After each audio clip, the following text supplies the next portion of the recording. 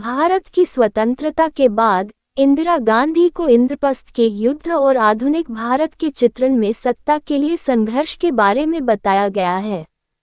इसके बाद हम असम की रक्षा करने और कांग्रेस के शीर्ष पर पहुंचने के लिए उनके कार्यों का एक त्वरित मोन्टाज देखते हैं।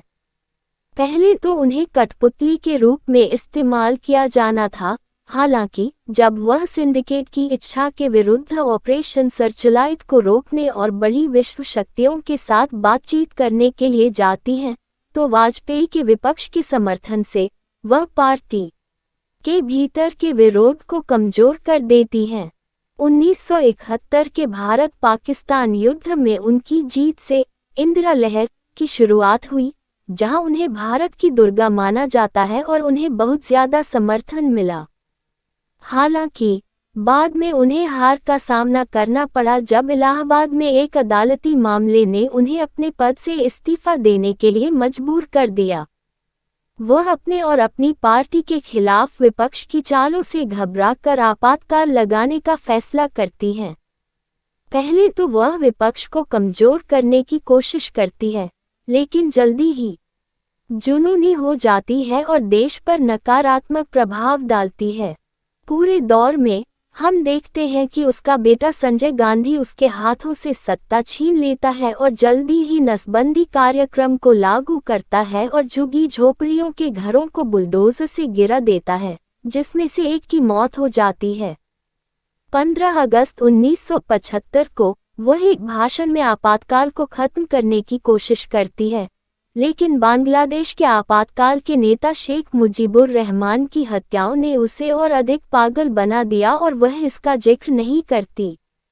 आखिरकार अपने आध्यात्मिक सलाहकार से सलाह लेने और अपने बेटे द्वारा किए गए नुकसान को देखने के बाद वह 1977 में इसे हटा देती है और चुनाव की घोषणा करती है।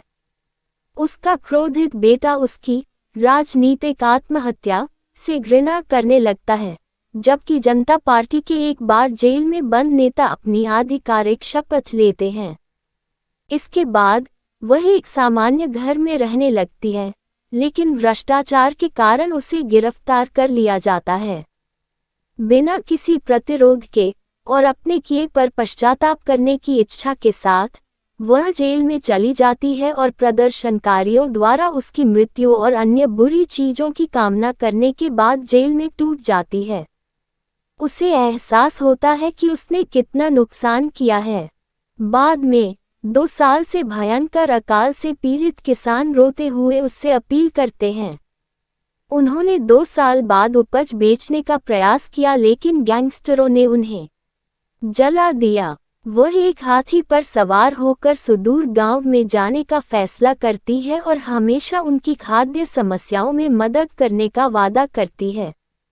ये तुरंत उसे फिर से अनुकूल दृष्टिकोण में डाल देता है, क्योंकि जनता पार्टी ने वोट देने के बावजूद गांव की कभी मदद नहीं की, जबकि आने वाली इंदिरा गांधी ने उनकी मदद की, और इस वजह से उसे वापस प्रधानमंत्री का पद दे दिया जाता है। उनकी भूमिका की पहली 2 महत्वपूर्ण बातें हैं। पहला, उनका बेटा एरोबेटिक स्टंट करने की कोशिश में मर जाता है और लोग उसकी मौत के कारण सड़कों पर जश्न मनाते हैं।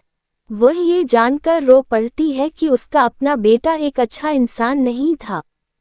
वह इसे सुधारने के लिए सब कुछ करने का फैसला करती है।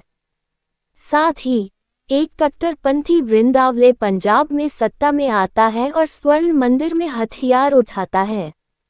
वह प्रवेश करना चाहती है, ये कहते हुए कि किसी भी कारण से कोई भी बुरा व्यक्ति बच नहीं सकता है।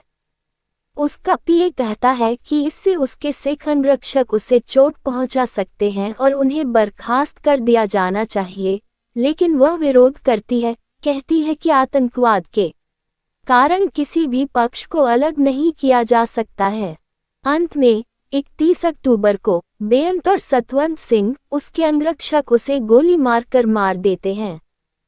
फिल्म ओडिशा में एक दिन पहले उसके अंतिम भाषण के साथ समाप्त होती है, जहां वह कहती है कि उसे भारत पर शासन नहीं करना है, बल्कि वह भारत की सेवा करने के लिए बनी है।